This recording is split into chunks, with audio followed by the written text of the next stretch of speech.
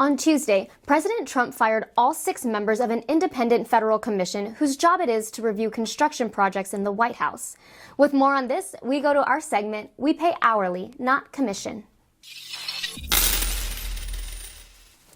The Commission of Fine Arts was established by Congress over a century ago to give design advice to the President and Congress.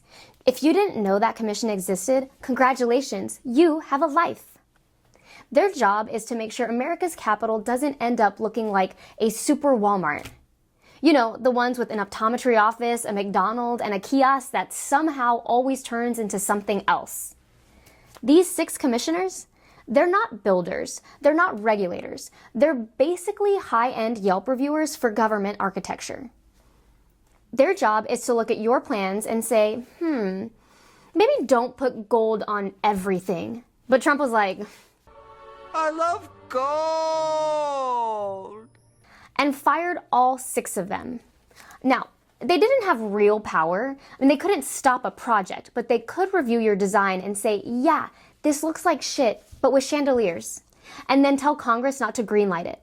So yeah, they kind of stood in the way, but not really. But now, Congress is shut down, checks and balances are on break, and in their place, a bulldozer tearing down the East Wing to make room for a Trump-branded ballroom/storage unit/fire hazard. Trump didn't submit blueprints. No, he submitted a vision board. Then he fired the only people legally required to say, Mr. President, this looks like Liberace had a seizure in a casino bathroom on a ketamine bender. These are the people who helped shape the Lincoln Memorial, the National Mall, the actual physical symbols of American democracy. You know, the good stuff. Their job was to preserve dignity, scale, proportion. 3 things Trump avoids, like books, condoms, and the Epstein files. Now, instead of centuries-old classical architecture and civic symbolism, we're getting a chandelier shaped like a middle finger flipping off the working class. And that's the point. This isn't about design, it's about domination. Trump doesn't want a White House that represents America. He wants one that reflects him.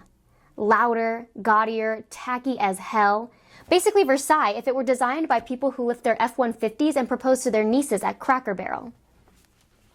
Firing the commission wasn't about taste. It was about power. It was Trump saying, I answer to no one, especially not anyone who knows what architectural integrity means or uses Snap.